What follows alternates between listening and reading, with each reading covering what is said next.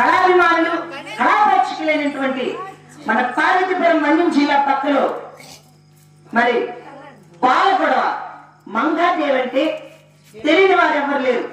ఈ ఉత్తరాంధ్రలో కాదు, మరి మన రాష్ట్రంలో మొత్తం ఎక్కడ చూద్దామన్నా తన పేరు గంట మ్రోగినట్లు మ్రోగుతుంది.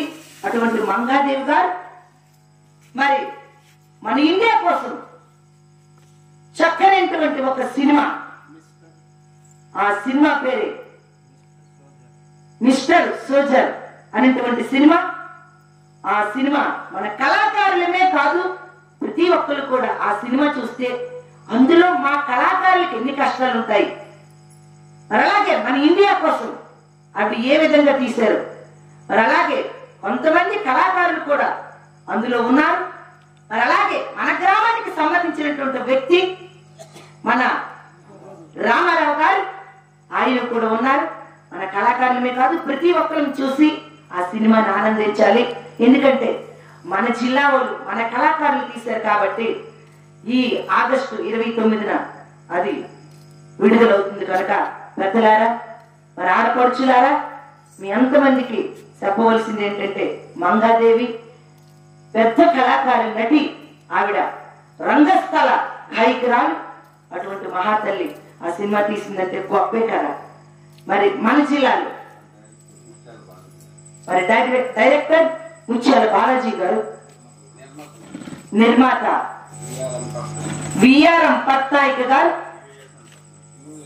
యుఎస్ఎన్ పట్నాయక్ గారు, పార్వతీపురం మన్యం జిల్లా వారి అంతమంది కూడా మరి మన పార్వతీపురం మన్యం జిల్లా వాళ్ళు ఒక సినిమా తీసి మరి ఆ జిల్లా వాళ్ళ డైరెక్టర్ గా ఉండి మరి నిర్మాతగా ఉండి సినిమా తీశారంటే మన అదృష్టమే కదా.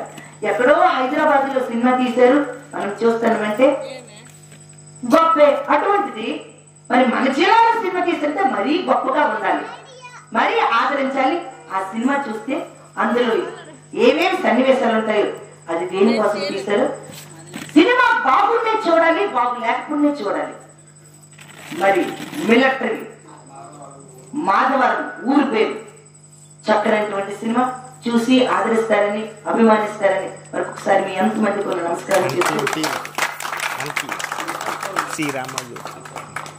Soldier, mister soldier.